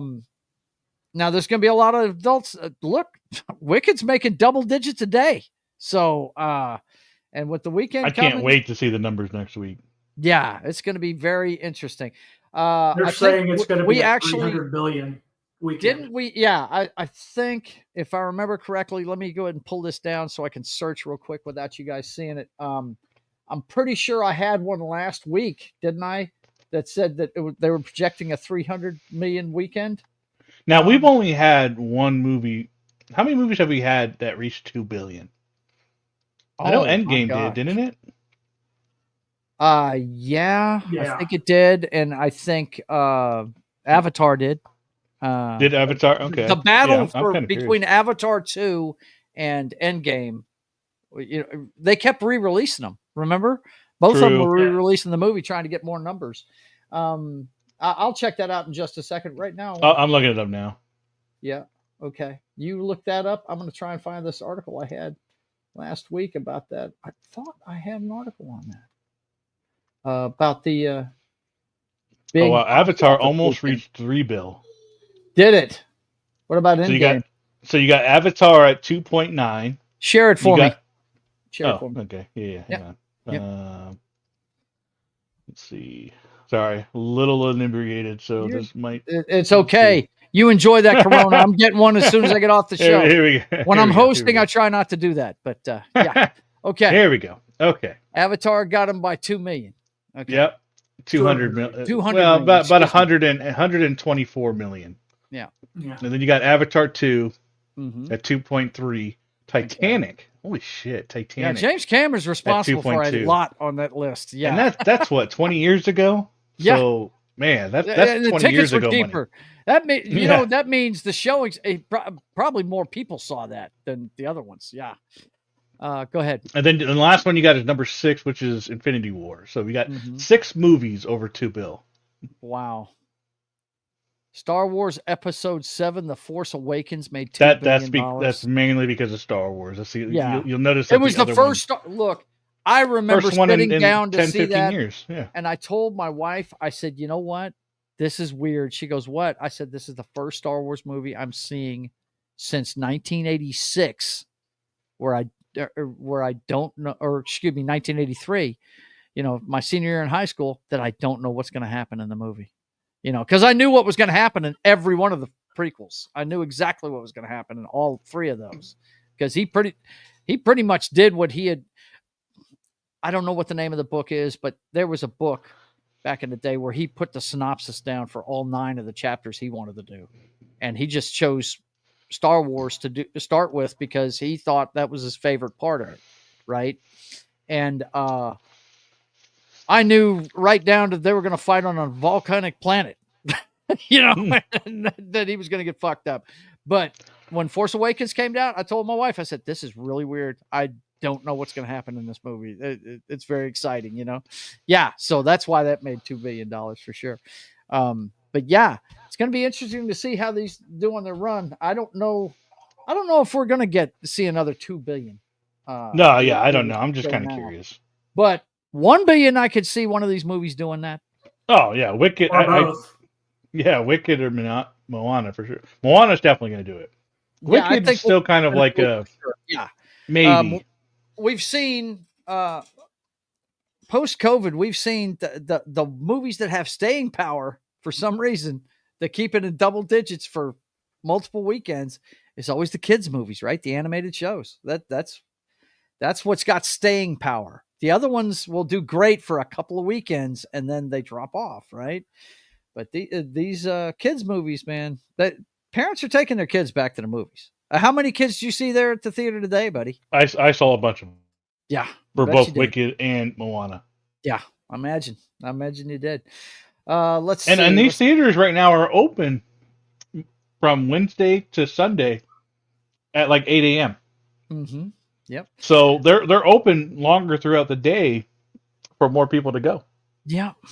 But that's just on the weekends. During the week, they're not open. No. This is during the week. This is this week. I'm talking about this particular week. Well, yeah. They were open up early. They're open up every day early at 8 o'clock all throughout the week until Sunday because of this holiday week.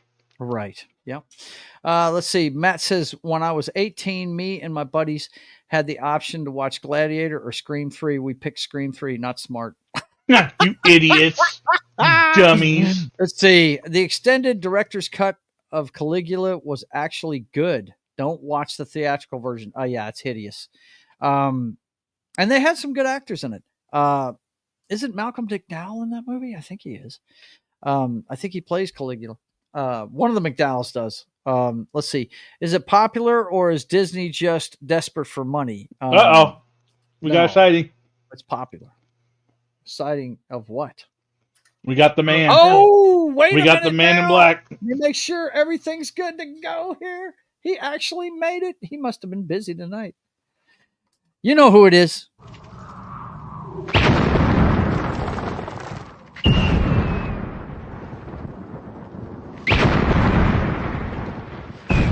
There are some who call me Tim. That's right. Tim has By the way, Joe, up. Oh, never mind. Thank you for that heads up. He says, I'm back. He's back. Must have been busy at work. I don't know. Let's see. Good to see you, Outlaw Tim. Bill. Vince says, yeah, Outlaw Bill was on watching me play video games last night. Let's see. Vince says episode 3 was the only time Padme and Anakin both were smoking hot. Yeah, no doubt. Oh, That's always going to be my favorite thing is where in the Clone Wars movie. That's where okay, Padme's Outlaw like, Bill. I appreciate you being here. I hope you get better, brother. It's good to see you, bro. If you guys don't follow Outlaw Bill, he does a lot of karaoke streams and stuff, man. He's cool. I dig him. Let's see. Caligula, that's a great film. Enjoy the orgy scene. Yeah, that's why it's rated X. Good Lord. Yeah, it's Malcolm McDowell. That's what I thought. No, been doing things about the house. Yeah. Let's see. Been sleeping a bunch. Yeah, well, that's what you got to do to repair, buddy. You got to shut down. So, but that's always been my favorite thing about the second movie was the Padme playing hard to get and being like, no, we can't fall in love. And then she wears the most scandalous fucking outfit. Right. Ever. We can't fall in love. That's been the best thing ever. The second one was such a bad movie, man. My God. I knew they had to have it to, for the love affair to get. I mean, I like Sand, but whatever. Yeah, whatever. It's just nah. I did like the end of it when we found out that Yoda was perpetrating the whole time. When he threw the cane away and started fucking just going to town with that fucking little bitty green lightsaber. Oh yeah, that was like the old man in the Prestige. Right? You seen that one where he's acting the whole time? Yeah, that's Yoda. That was cool, Well, but the rest of the movie, yikes, man. He's not acting. He's just using the Force to augment. No, he's acting. He's perpetrating. He's perpetrating.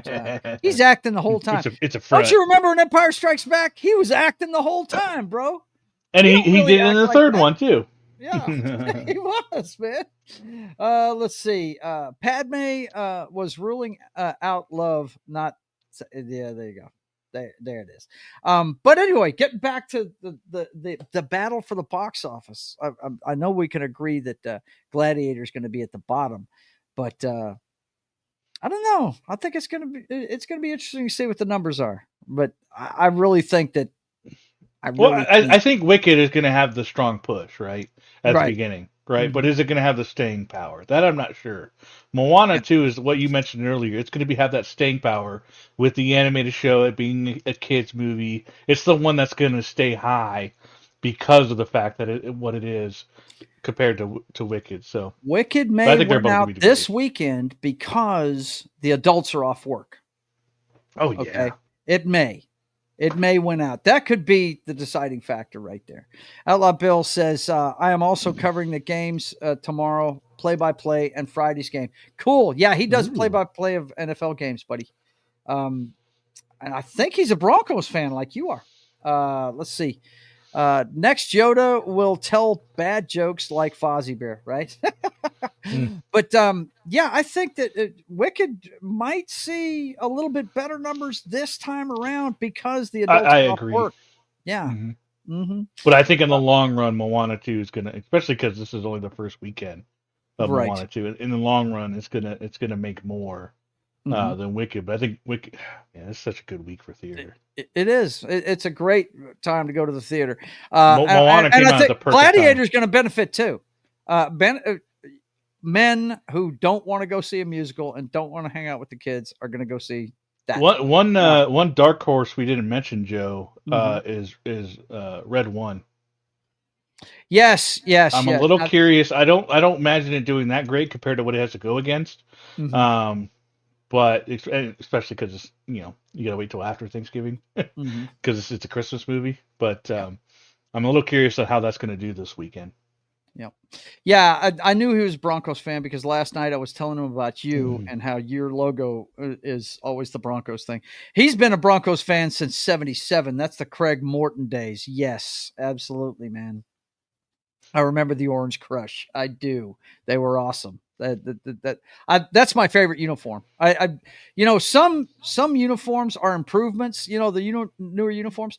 Some of them, I think the Patriots need to go back to the Patriot being on a white helmet. I kind of wish we went back to the blue. We've been kind of going to this orange. The ones that one that Elway finally got his Super Bowls in was a cool uniform. I did like that one. I don't like I like the white pants though. I don't like the blue completely. You know what I mean? The blue jersey, white pants. White pants. That's what I like. Yeah. But anyway, it's going to be neat to see, man. And I tell you, if you're just tuning in, we did a review of Wicked. Both me and Knox saw it. We both recommend it. Now, look, It's not for everybody. If you're not into musicals, I wouldn't go see it. But one thing, Joe. This is where you expect a musical, and not like Joker, where you don't expect a musical. Where you don't expect a musical. Yeah, this is actually very important distinction there. But what's really great about it, if you're just tuning in, and we said this, and we're not going to tell any spoilers right now, but the reasons why you want to go see this, first of all, the music. It's been around for 25 years. They're still doing it on Broadway, so it's a really good musical. The other thing is, if you want to see the kind of stuff that Dino De Laurentiis used to put on the screen, the big money, big sets, big practical effects, all that good stuff, that's what you get in this movie, man. That Clockwork library was fucking cool as shit. I love that, dude. That it was really cool was. That was. And that wasn't CGI. Those guys were running that thing like hamsters. It was really cool, man. And we mentioned it, man. The production on this show was production in this right down to the friggin' forest they're in. I mean, did it? Let me ask you something. When she was walking through the forest, did it remind you of Avatar? Some of the colors coming to life in there. And a little bit, yeah. It was pretty wild, man. It didn't remind me of the bad animation that was in that movie, right? So, whatever. Yeah, exactly. What I'm saying is the practical effects in this are awesome. It is fantastic, man. And when they do, I also want to know what's so bad about that brown hat or the black hat. I don't get it. Right, I don't get it either. Why does everyone hate the black? Everybody's laughing at it, right? Witches, yeah. I was like, I didn't get that, but whatever. Yeah. Got it from her grandmother. Is that right? Something like that. Yeah. Just can't get. Yeah, she said she just can't give it away because she got it from her grandmother. It was the only thing that wasn't pink. Right. Yeah. But anyway, if you want to see how they used to make movies in Hollywood, check that out, man. These are sound stages that they did a lot of work on, and it really looks cool. Every dollar that they spend on this movie is on the screen, right down to the CGI, because the little bit of CGI they do, they have the money to pay for it. And they actually spent the time to make it look right. You know, you see a lot of movies these days, the CGI just looks unfinished. I mean, Eternals immediately jumps to mind whenever I talk about bad CGI. The Flash, there's another one. Oh my God. Avatar 2 for me. Yeah. You know what? I watched Avatar 2. And it wasn't. I so don't when even they were remember the fucking movie now. I really don't. when they're up close, it's fine. It's when they were like running and doing action scenes that the animation was fucking awful. It was simply awful. Yeah. Well, Avatar 3 is going to be the Fire Nation. I mean, yeah, we got to do all the elements now, right? Don't we? Yep, we got to do Earth and then Love, and then we Now, got to make Captain Planet. Right. Now, if you don't go see Wicked this weekend, there's going to have some special showings here coming up. Around Christmas time, they're set to do sing-alongs. If you're into the music of Wicked, they're going to do sing-along screenings where you can actually go in and sing the music. My wife was singing this stuff under her breath where she wasn't, interrupting people or anything. Yeah, I did not have this issue. Maybe I was lucky. I don't know, but I did not have this issue. The crowd was pretty good for me, and there was a lot of people there. But they've had stories of people singing the songs and kind of disrupting things. But I didn't see it either. But my wife definitely was into the music, no doubt. I would love to time travel and be on the Wizard of Oz set back when they made it. Yeah, no doubt. No, I hear it was pretty dangerous. I would not want to be on that set. Really? What are you talking about? Didn't a guy die in that fucking set? I don't know. Wasn't that in the movie the guy that hung himself or whatever? Not hung himself, but he died from the rafters. Just like, isn't that a thing? Isn't that a folklore? In Wizard of Oz? Yeah. First I'm hearing that. Avatar 3, Fire and Ass. Huh? Look, I never was a big fan of Avatar. I mean, the first one was a good movie, but it was like Fern Gully and the tribal people win. It was cowboys and Indians, and the Indians won. That's what I saw when I saw that movie. But look, it was off the chain as far as special effects and everything. Oh, yeah. It was way ahead of its time and everything. But really, when you come right down to it, that story's been told 100 times over. It's just the people that are trying to save their world usually lose. They actually won this one. It's Fern Gully with Paul Smurfs. There you go. That's it. Yeah. Yeah. Have you ever seen Fern Gully, Knock? You may not get that reference. It's an old animated show. You need to watch it. Yeah, it's a good movie. It's good, but that's what I thought of when I first saw it.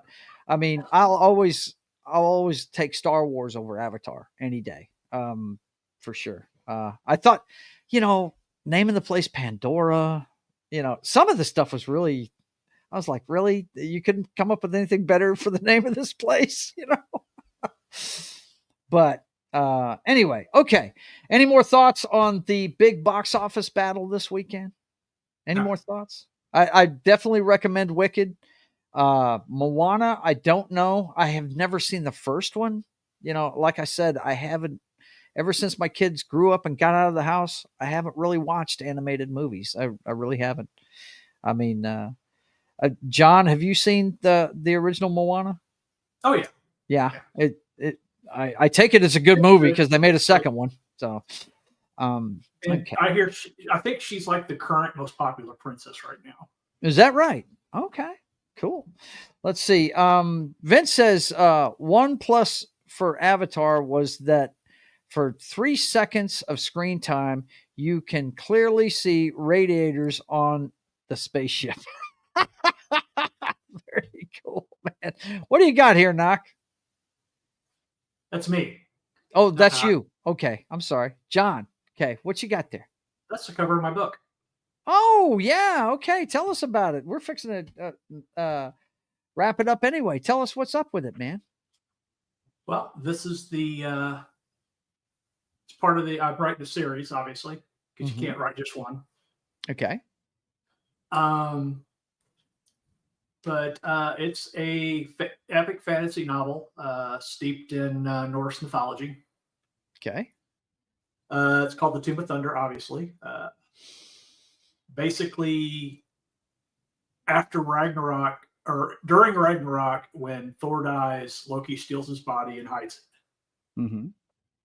And then he creates a map and divides it in 3 parts. One of them goes to his tomb, one of when he dies, because Heimdall kills him in Ragnarok.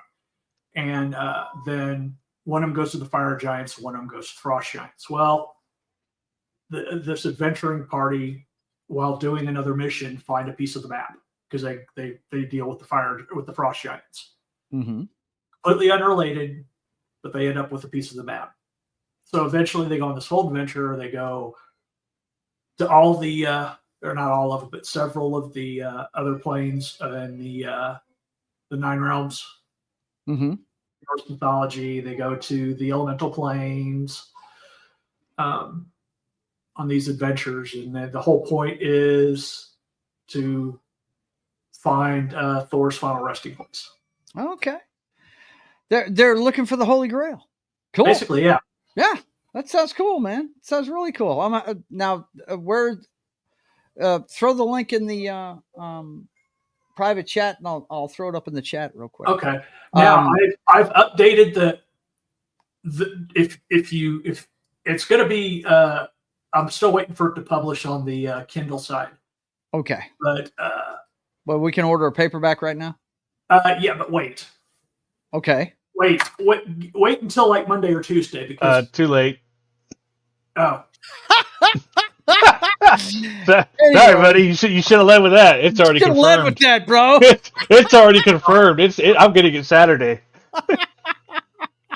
Well, why is it though that you want people to wait? Go. Because I updated the I changed some things that I had some holes. Mm-hmm. So I patched them up real quick. So I'm getting the first edition? Hell yeah. Yes, yeah, basically, yeah. You're getting the story before I fixed it. Okay. Okay. There we go. I'm fine with that. There you go. How does that work, John? How does that work? So this how does that work? How am I getting a first edition? By the way, knock real quick. I want to Outlaw Bill said we should talk. Okay. When you publish on through Amazon, you upload your manuscript, and it adopts it into a book. You know, it does all that stuff on the back end. Interesting. Well, I uploaded a new manuscript because I changed chapters. Was it 15, 16, 17, and 18? Well, shit, I'm definitely waiting now. What the fuck, man? I don't know. Now I kind of want like the. Oh man. When you're uploading them, are you giving them version names? Because like now I'm kind of curious, like because it sounds like you're going to keep updating it. Yeah, no. Or are you not? It should be done. It's done now. I just had there was one a glaring issue that didn't match from something. There was like a continuity error that I wanted to fix. So the one I'm getting now is the original. Yes. And so you need to let me know when the next one is, so I can get that one too, and then I can compare them. That's why you said wait till Monday. Well, I had already purchased it when he said wait. Like it literally, now you're going to have both to compare to. Yeah, now we have to get both. There you go. Okay, so Small Time says he'll buy it tonight.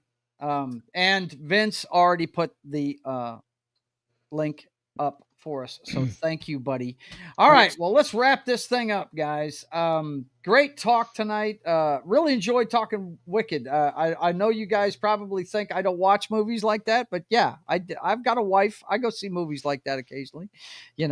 I do like a good musical. I tell you, the musical that let me down was Rock of Ages. That movie let me down, and I'm a hair metal guy. So, I don't know what it was about that one. I just didn't like it. I like the music in it, but the whole story was kind of stupid. It really was. But anyway, let's go ahead and let everybody know what's going on with the channel. Unless you guys got some final word you want to talk about, anything? I plugged what I wanted to plug. Final thoughts. What's going to win this weekend? I'm going to go out on a limb and say it's going to be Wicked. I'm going to say Moana. Okay. I think, yeah, that's a tough one. I think for this weekend, it'd probably be maybe Wicked. Okay.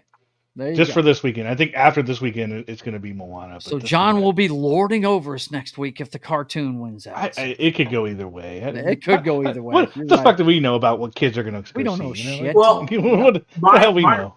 My reasoning is that the people that really wanted to see this, have already seen it. Right. They saw it opening weekend. Yeah. My wife was going no matter what. Okay. You guys know you're watching State of the Atmosphere. We do this every Wednesday at 5:30 p.m. Central Time. So come check it out. Everything you need to know about pop culture, we got it right here. And the Sweeney Spot. Don't forget about that. And then after our show, you want to go over to Brian's channel for It's Only Talk and Roll. Now, he's not going to have the show this week because he's over in Scotland helping out with his mom.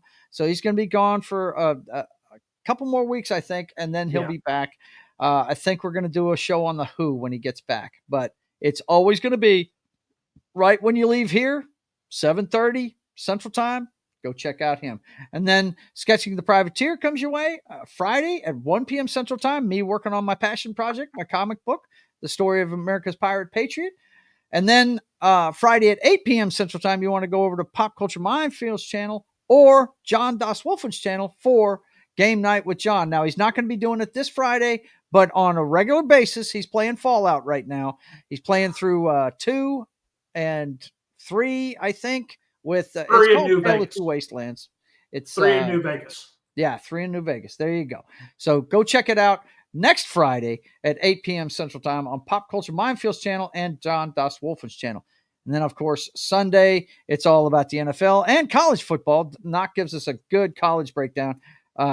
We'll talk about the last weekend of the regular season in college football, and we'll also talk about the afternoon slate of games at 10 a.m. Central Time on Sunday.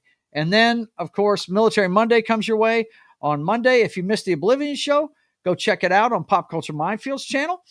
And I don't know what we're doing this week, but Martin Acosta Santana, who's watching the show in the chat right now, will be there alongside Gary Kissel and Anima and myself. So come check it out, 10 a.m. Central Time on Monday.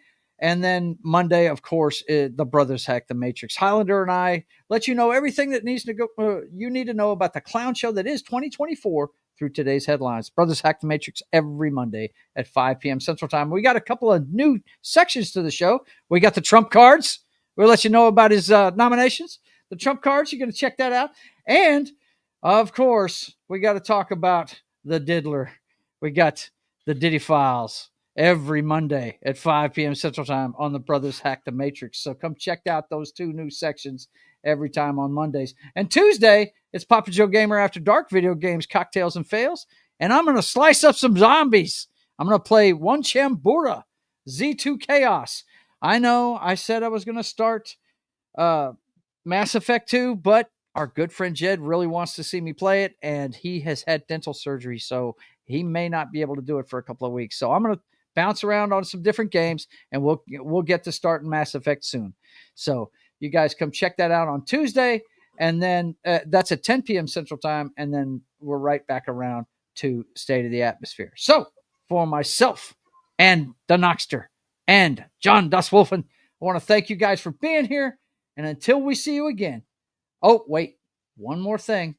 From Vince, he says, cheerio, guys and gals. See you next time, and stay nerdy, everybody, and have yourself a good night. And I want to wish you guys all a very happy Thanksgiving this holiday season. You guys take it easy, and until we see you again, I want you guys to keep on keeping on. God bless.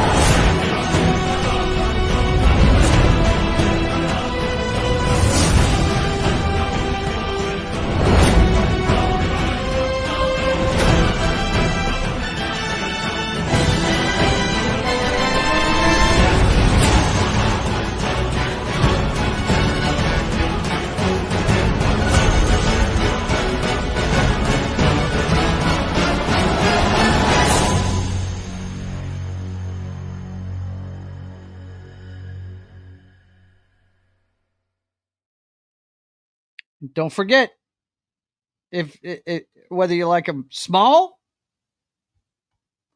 medium, or large, Titty Tuesday continues into Wednesday, every Wednesday, boys and girls. We'll see you.